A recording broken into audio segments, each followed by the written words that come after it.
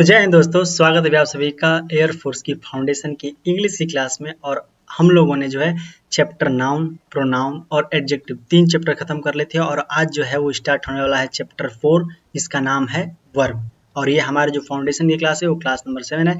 तो जिन्होंने अभी तक पुरानी क्लासेस नहीं देखी, यहाँ पे क्लिक करके भी आ रहा होगा, यहाँ पे क्लिक करके आप पुरानी क्लासेस भी देखिए।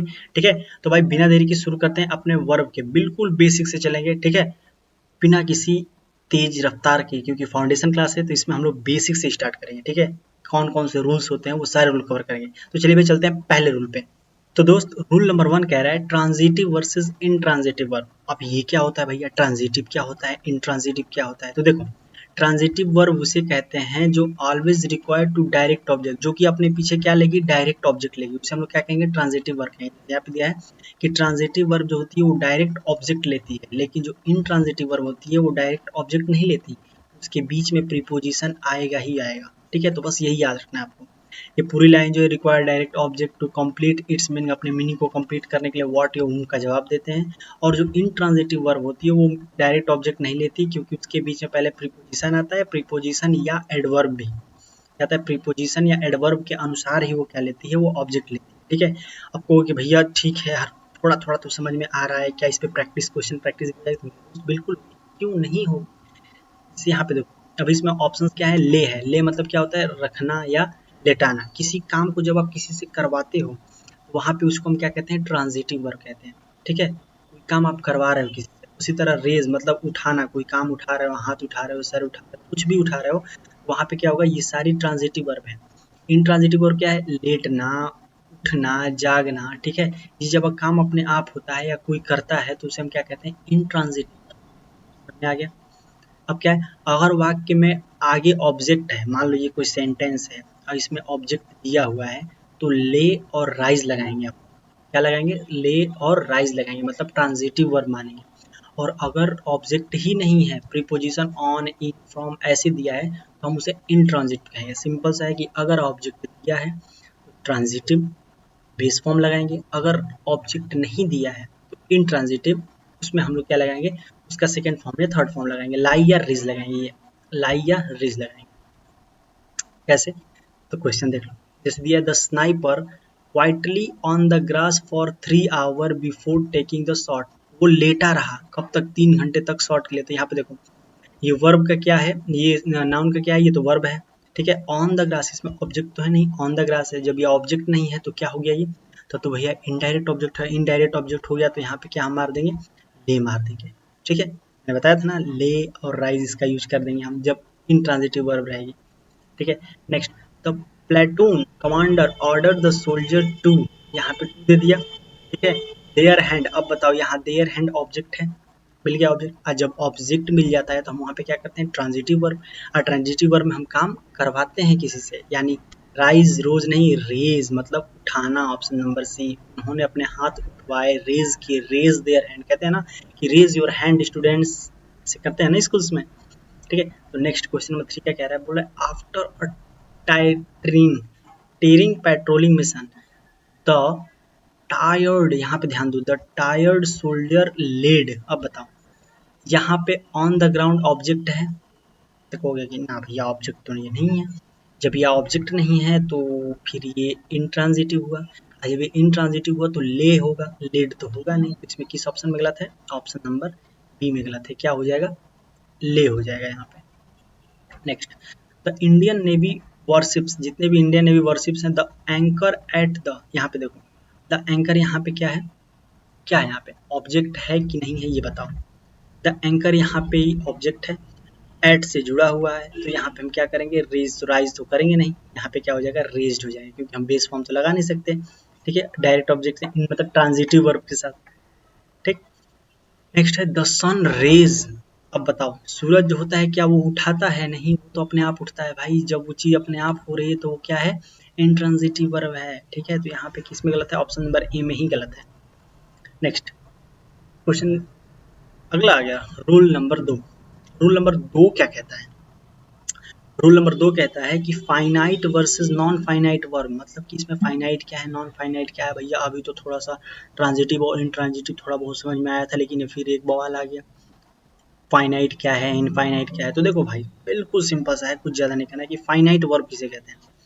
फाइनाइट वर्ब किसे कहते हैं कि जब क्रिया यानी जब वर्ब होती है जो वाक्य के सब्जेक्ट और टेंस के अनुसार बदल देती है। अगर कोई सेंटेंस है उसके बीच में जो वर्ब है, ठीक है, वो अगर सब्जेक्ट और टेंस के अनुसार बदल रही है, जैसे कि ही प्लेज था, दे प्ले हो गया, यस हट गया क्योंकि सिंगुलर के साथ प्लेज आता है, प्लूरल के साथ दे प्ले होता है, ठीक है। He plays, they play, he played, play का प्लेड हो गया। तो देखो इसमें क्या बदल रही है, play, play, played, plays, play, played. तो इसमें प्ले बदली मतलब वर्ब बदल रही है, किसके अनुसार, सब्जेक्ट के अनुसार। तो वो कौन सा टेंस हो गया, कौन सी वर्ब हो गई, फाइनाइट वर्ब हो गई, याद रखना। और नॉन फाइनाइट किसे कहते हैं, जो कि सब्जेक्ट और टेंस के अनुसार नहीं बदलती। और ये कितने प्रकार की होती है, ये 3 प्रकार की होती है। इन्फिनेटिव, इन्फिनेटिव मीन्स होता है जिसमें टू के साथ V1 लगा होता है, 2 + V1, ठीक है। वर्ब V1 होता है। जिरंड किसे कहते हैं, जब वर्ब में ING लगता है। दुनिया के किसी भी वर्ब का हम जिरंड बना सकते हैं उसमें ING लगा के, ठीक है। याद रखना इस पॉइंट को, मैं 12 बोल रहा हूँ। दुनिया का कोई भी वर्ब हो उसमें ING लगा करके हम क्या कर सकते हैं, जिरंड बना सकते हैं। पार्टिसिपल क्या होता है, विशेषण की तरह काम करता है। इसमें पार्टिसिपल का यूज करते हैं। कैसे यूज करते हैं, देखो यहाँ पे और है कि जब भी इन्फिनेटिव होगा तो 2 + V1 लेने के मुख्य कौन कौन से, यही है वो जो आपके एग्जाम्स में बार बार आते हैं, डिफेंस के एग्जाम्स में वो यही वाले हैं। Want, decide, refuse, manage, agree, plan और ऑर्डर, यही वो हैं जिनके साथ हमें 2 + V1 लगाना है। वांट मैंने चाहना, डिसाइड मैंने निर्णय लेना, रिफ्यूज मैंने मना करना, मैनेज मतलब संतुलन बनाना, एग्री मतलब सहमत होना, प्लान मतलब नियम बनाना और ऑर्डर मतलब आदेश देना। जिरंड का यूज कहाँ होगा, जिरंड के लिए ये है avoid, mind, enjoy, postpone, deny, practice, look forward to, with a view to, use to.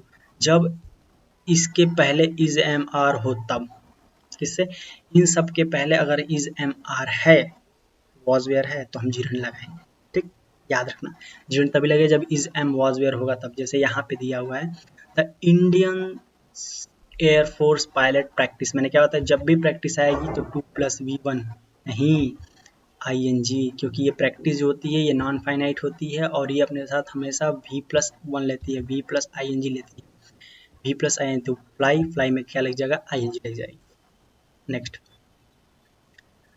Next next आ जाओ भाई, अगला है द कमांडो मैनेज्ड, कमांडो ने मैनेज किया, ठीक है, थ्रू द एंजॉय। जब भी मैनेज आता है तो हम वर्ब का V1 यूज करते हैं। क्या यूज करते हैं, वर्ब का V1। अभी तो बताया मैनेज करने में क्या हम करेंगे, V1 का यूज करेंगे।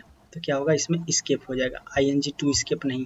एक मिनट, अभी हमने क्या बताया था, सॉरी सॉरी सॉरी, कुछ तो गलती हो गई है।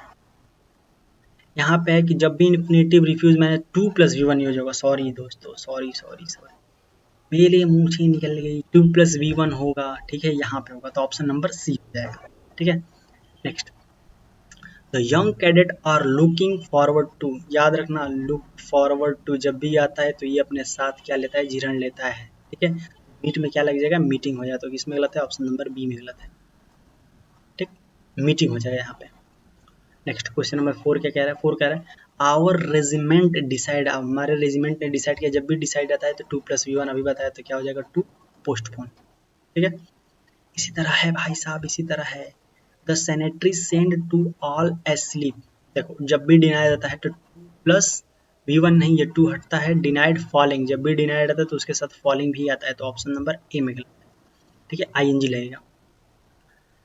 The newly required sailor are used to under high pressure situation. तो यहाँ पे देखो जब भी सेलर दिया हो, रिक्रूटेड दिया हो और ये जो है हाईली अंडर प्रेशर दिया है, सिचुएशन इसमें दी हुई है और यूज्ड टू दिया, तो 2 + क्या आता है, V + ING, option number B. 2 + VING पढ़े हो ना, 2 + V, अभी मतलब 2 + V1 मत मार देना। 2 यूज्ड टू का ही अर्थ होता है कि जब भी आर लगाए, मैंने क्या बताया था, इज एम वाज वेयर होगा तो वो V + ING का यूज हम कर देंगे, ठीक है। आई होप आपको रूल नंबर 2 भी क्लियर हो गया, ठीक। अब हमारी जो बारी है वो है सॉरी, रूल नंबर 3 की। रूल नंबर 3 क्या कह रहा है, हाइपोथेटिकल और इमेजिनेशन सेंटेंस, जब हम इमेजिनेशन करते हैं और कंडीशनल वर्ब का यूज होगा। भाई साहब इतना तगड़ा रूल का नियम है। देखो क्या कह रहा है, बिल्कुल आसानी से, बिल्कुल धैर्य से चीज़ों को पढ़ो। जब बोला है कि जब भी किसी वाक्य में विश, इमेजिनेशन या कंडीशन, कोई आप सेंटेंस पढ़ोगे उसमें विश होगा, इमेजिनेशन होगा, कंडीशन होगा। जैसे कि इफ दिखाई देगा, उसमें एज इफ दिखाई देगा, एज दो दिखाई देगा, इफ ओनली दिखाई देगा, आई विश दिखाई देगा, ही विश दिखाई देगा। तो सब्जेक्ट सिंगुलर हो चाहे प्लूरल, अगर ये सारी चीज़ें दिख रही हैं तो सब्जेक्ट सिंगुलर हो चाहे प्लूरल, हमेशा वर हम यूज करेंगे। याद रखना, सबसे बहुत ज़्यादा इंपॉर्टेंट है, ये पेपर में आता है, यहाँ से स्टार लगा लो। मैंने आज तक स्टार नहीं लगाया किसी भी रूल पे, ठीक है, लेकिन इस पे लगा रहा हूँ। या ऐसा कोई एग्जाम नहीं है जब नहीं आता हो किसी के शिफ्ट में, ठीक है। इफ एज दो, if only, I wish, he wish, अगर ये सब कुछ दिया हुआ है और इसमें चाहे सिंगुलर वर्ब हो चाहे प्लूरल वर्ब, हमेशा जो वर्ब होगी वो क्या होगा, वर का ही हम यूज करेंगे, चाहे सिंगुलर हो सब्जेक्ट चाहे वो प्लूरल हो। यदि, नेक्स्ट क्या करें, यदि वाक्य की शर्त भूतकाल की कल्पना पर हो, मान लो ये नॉर्मल सेंटेंस था, अगर कोई सेंटेंस दो दे दिया, एक यहाँ पे और एक उसमें देती है, क्या बोलते हैं, पास्ट में दे, तब क्या करेंगे हम, तो इफ सब्जेक्ट में हैड प्लस वी थ्री का यूज करेंगे। पहला वाला होगा, उसमें हम भूतकाल की जब बात होगी तो ये नॉर्मल है कि ये सब रहेंगे तो सिंगुलर या प्लूरल हो तो हमेशा वर्ब का यूज होगा। लेकिन अगर कंडीशनल सेंटेंस आ जाता है कि एक पर एक डिपेंडेंट होता है, तो उसमें हम क्या करेंगे कि इफ और subject had plus B three starting में रहेगा, चाहे कहीं भी रह सकता है, कंजक्शन के साथ हमेशा subject had plus B three, यही वो आता है नियम। कौन सा नियम आता है, यही वाला नियम जो आता है पेपर में, ये तो कभी कभार आ जाता है, ठीक है, पहले आता था बहुत, लेकिन अब इसकी मांग ज़्यादा हुई है। हमेशा इफ, जब भी कंजक्शन इफ दिया होगा तो उसके साथ हैड प्लस बी थ्री का यूज करना, आज जिसमें नहीं दोगा would have plus B three का यूज करना। क्वेश्चन प्रैक्टिस कर रहा हूँ, इसमें समझ में आ जाएगा, ठीक है। आ जाओ भाई साहब, जैसे यहाँ पे दिया I wish, if, as if, ये सब कुछ दिया हो तो इसमें हम वर्ब का यूज करेंगे। और इसका स्ट्रक्चर मैंने बना दिया कि if subject had plus B three होगा और उसमें subject would have plus B three का यूज होगा, ठीक है। तो इसी तरह आपको उसमें मैनेज करके रखना है। जैसे यहाँ पे क्वेश्चन दिया है, the young soldier talk about the combat traffic as if. अब बताओ, इसमें तो कंडीशन तो है नहीं, एज इफ, जब भी एज और इफ आता है तो ही, मैंने क्या बताया था, वहां पे हम वर्ब का यूज कर देंगे। इफ, एज इफ तो दिया है ना, एज इफ यहीं पे दिया था, मैंने ये रूल पहले ही बताया था, एज इफ जब आता है तो हम वर्ब का यूज करते हैं, ठीक है। नेक्स्ट, इफ, अब आ गया बोला, इफ द इंडियन एयरफोर्स, आगे क्या दिया है, subject would have plus we three, यहाँ पे आ गया would have plus we three, तो हम यहाँ पे क्या करेंगे, इफ आ गया तो इसमें हम हैड प्लस वी थ्री, किसमें है, हैड रिसीव्ड, तो ऑप्शन नंबर आ गया, यही वाला वो रूल आता है इसमें, ठीक है। Next, I wish, I was नहीं है, आई विश जब भी आता है, आई विश आई वर हो जाएगा, यहाँ पे वॉज नहीं होगा, क्या होगा, वर हो जाएगा, तो ऑप्शन नंबर ए में। नेक्स्ट, नेक्स्ट क्वेश्चन क्या कह रहा है, नेक्स्ट क्वेश्चन ये कह रहा है कि if the navy commandos had launched, देखो इफ के साथ ये है, नेवी कमांडोज दिया है, हैड दिया है, इफ के साथ हैड प्लस भी आ गया, हम दे के साथ क्या करेंगे, वुड हैव प्लस भी यहाँ पे रेस्क्यूड, समझ में आ गया। इफ हैड प्लस भी थ्री तो दे वुड हैव प्लस भी थ्री, ये हमारा रूल था।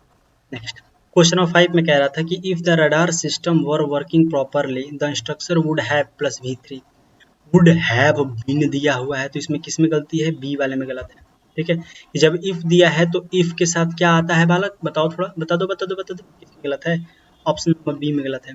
बताओ, इफ जब दिया होता है तो इफ के साथ हम लोग क्या लगाते हैं, हैड प्लस बी थ्री, इसमें लगा है, लगा ही नहीं है, उसमें तो would have plus B three लगा दिया उसने, ठीक है। तो यहाँ पे हम क्या करेंगे, हैड प्लस बी थ्री, तो ऑप्शन नंबर क्या हो जाएगा, 20 का सही हो जाएगा।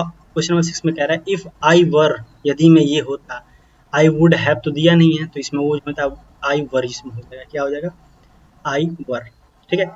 नेक्स्ट रूल क्या कह रहा है हमारा, रूल नंबर 4, कौन सा रूल है, rule number 4। I hope rule number 1, rule number 2 और रूल नंबर 3 आपको क्लियर हो गया होगा। अब हमारी बारी है रूल नंबर 4 की, क्या है, prohibited verb preposition and gerund. Rule के नियम से तो भैया कुछ समझ में ही नहीं आता, अब तक उसको हम बढ़िया से ना पढ़े, तो क्या करें, जब भी वाक्य में अगर कोई सेंटेंस दिया है, किसी को कोई काम करने से रोकना, मना करना, दूर रहने का बोध कराया जाता है, जैसे यहाँ पे क्या क्या लिखा होगा, हिंदी तो आएगी नहीं, लिखा होगा prevent, prohibit, abstain, refrain, debar, desist और प्रोटेक्ट, ये अगर वर्ड्स दिखते हैं आपको, ठीक है, तो इन्फिनेटिव 2 प्लस V1 का प्रयोग हम नहीं करेंगे। आपको लगा करेंगे, तो इसका हम प्रयोग बिल्कुल भी नहीं करेंगे। और इसमें हम फ्रॉम लगाते हैं। क्या लगाते हैं? Prevent from, prohibited from, abstain from, refrain from, debar from, desist from, protect from. इसके तुरंत बाद जिरंड का प्रयोग होता है। ठीक है, फ्रॉम के तुरंत बाद क्या हम करेंगे? जिरंड, मतलब भी प्लस आईएनजी का यूज होगा। ठीक है, क्या लगाएंगे? फ्रॉम लगाएंगे और भी प्लस आईएनजी लगाएंगे। क्या कह रहा है? पहले क्वेश्चन भी तो देख लेते हैं। क्वेश्चन कह रहा है the ground at the guard, sorry the guard at the एनोशियन deport the prohibit the civilians, civilians यहाँ पे क्या था? Deport, sorry prohibited. जब भी प्रोहिबिटेड आएगा, मैंने क्या बताया था कि आपको वहाँ पे क्या यूज करना है? फ्रॉम यूज करना है, प्रीपोजिशन। ठीक है, क्वेश्चन नंबर 2 क्या कह रहा है? कह रहा है the strict order from the head quarter prevent, prevent के साथ क्या आएगा? फ्रॉम। एक और चीज में बताया कि फ्रॉम के साथ क्रॉस में आईएनजी, वी प्लस आईएनजी। तो ऑप्शन नंबर क्या हो जाएगा? ऑप्शन नंबर हो जाएगा। क्वेश्चन नंबर 3 में क्या कह रहा है? 3 में कह रहा है the young cadet were advised to abstain to, ना एब्सटेन फ्रॉम। तो ऑप्शन नंबर किसमें गलत है? ऑप्शन नंबर बी में गलती है। ठीक है, नेक्स्ट क्वेश्चन क्या कह रहा है? नेक्स्ट क्वेश्चन कह रहा है, अरे आ जाओ भाई साहब, क्या ही इतनी देरी कर रहे हो? Heavy snowfall is the mountain passes debarred, आ गया। उसके पीछे फ्रॉम, मूव में आईएनजी। इस कौन सा सही है? ऑप्शन नंबर बी सही है। सही है ना? अरे आ रहा है, बोल तो दो। और मेरे दोस्त, अभी तक जिन्होंने टेलीग्राम नहीं ज्वाइन किया, लिंक है, जाओ टेलीग्राम ग्रुप ज्वाइन कर लो। उसमें सारी पीपीटीज और नोट्स भी उसी में भेजे जाने वाले हैं, जो मैंने नोट्स अपने हाथों से बनाए हैं। ठीक है, इस पे वीडियोस भी पढ़ी है, बहुत सारी वीडियोस हैं जिसमें मैंने बताया कि मैंने कितने नंबर से एयरफोर्स में लाए। तो चैनल को अभी तक अगर क्लास अच्छी लग रही हो, मेरे सच में अच्छी लग रही हो, तो चैनल को सब्सक्राइब कर दो। देख रहे हो, आपकी सपोर्ट की बहुत ज़रूरत है। अगर आप लोग सपोर्ट दिखाते रहेंगे तो ऐसे बहुत सारे आप लोग के लिए बहुत सारी चीज़ें अभी आने वाली हैं, और वो सारी चीज़ें आपके पास तुरंत पहुँचती भी रहेंगी। ठीक है, और टेलीग्राम ग्रुप को ज्वाइन कर लो, वहीं पे मैं सारे पीडीएफ सारी चीज़ें वहीं पे मैं शेयर करने वाला हूँ। ठीक है, और क्विज भी उसमें स्टार्ट होंगे। ठीक है, सारी दुनिया मॉक टेस्ट के पैसे ले रही है, सीधा उसी में क्विज लेंगे हम, पूरा पेपर तक उसी में ले लेंगे। ठीक है, टेक्नोलॉजी का यूज करेंगे। ठीक, next, the blue bullet proof vest protected the commando get injury, get injury. तो किसमें गलत है? आई साहब, टू गेट नहीं होगा, कमांडो टू गेटिंग इंजर्ड। किसमें गलती है? बी सी वाले में गलत है, टू गेटिंग इंजर्ड हो जाएगा। Next question sir, the armed forces personalise और strictly accepted to refrain, abstain, refrain के पीछे कौन सा आता है? फ्रॉम आता है। तो भाई हम लोगों ने कर लिया रूल नंबर भी 4, और अब देखते हैं रूल नंबर 5। ठीक है, रूल नंबर 5 और 5 ही रहने देंगे, क्योंकि बहुत ज़्यादा एक ही दिन में पूरा खिला दो एक ही बार में, तो क्या ही फायदा। ठीक है, आराम से फाउंडेशन है तो धीरे धीरे धीरे धीरे, और ऊपर से मैंने इसका नाम भी रखा है 30 मिनट्स, कि 30 मिनट के अंदर इसको कवर करना है। आप जितना जल्दी हो जाए, आप लोगों कि आप तो 30 मिनट का रखे हैं, 30 मिनट में कवर भी नहीं हो रहा है। 30 मिनट की क्लास, मेरे दोस्त मैंने 30 मिनट का रखा है कि मुझे 30 मिनट से अधिक नहीं जाना, अगर वो क्लास तुरंत में ही खत्म हो जाती है। ये तो कॉन्सेप्ट पे डिपेंड करता है, कितने सारे कॉन्सेप्ट हम लोग तो लिमिटेड ही लेके चलेंगे ना। एक ही दिन में 10 करा दूं कॉन्सेप्ट 30 मिनट के चक्कर में, ये भी कोई मतलब नहीं हुआ। आपको भी तो देखना है। हाँ, क्लास 17, 18, 19 मिनट की हो रही है, मुझे भी दिख रहा है, लेकिन भाई हम डिलीवर कर रहे हैं, मैटर वो रखता है ना कि 30 मिनट में टास्क पूरा करना है। उधर टास्क पूरा करने के चक्कर में इधर आपका कॉन्सेप्ट बिगड़ जाएगा। हमें फाउंडेशन बनाना है। इस बार 20 में से 21-22 कैसे लाते हैं वो लाकर दिखाना है। इस बार रैंकर्स खड़ा करना है इंग्लिश में। ठीक है, verb of perception bare infinitive. ये क्या कह रहा है? कह रहा है कि जब भी वाक्य में क्रिया जैसे कि सी, वॉच, हियर, नोटिस, ऑब्जर्व और फील, ये तीनों दिए होंगे, तो इसके बाद आने वाली क्रिया हमेशा प्रेजेंट पार्टिसिपल यानी भी प्लस आईएनजी। याद रखना इसमें क्या करें? See, watch, hear, notice, observe, feel, अगर ये वर्ब आती है तो इसमें हम क्या लगाएंगे? भी प्लस आईएनजी लगाएंगे।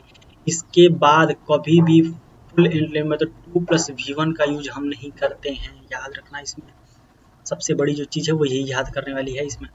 ठीक है, कि इसमें जो होगा कि इसके साथ हम भी प्लस आईएनजी लगाएंगे, और इसमें हम 2 प्लस V1 नहीं लगाएंगे, जबकि बार बार मन करेगा आपको कि वही होगा। देखो यहाँ पे सी, वॉच, हियर, ऑब्जेक्ट दिया रहेगा, तो इसमें हम क्या 2 प्लस V1 लगाएंगे, तो वो क्या हो जाएगा? वो गलत हो जाएगा। और सी, वॉच, हियर, ऑब्जेक्ट और भी में आईएनजी जोड़ देंगे तो ये क्या हो जाएगा? सही हो जाएगा। नोट, यदि पूरा काम होते देखा तो V1 लगाओ, फ्रॉम। अगर पूरा काम होते देखा तो भी1 लगाओ, और यदि काम बीच में चलते हुए देखा तो भी प्लस ing लगाओ, लेकिन कभी मत लगाना।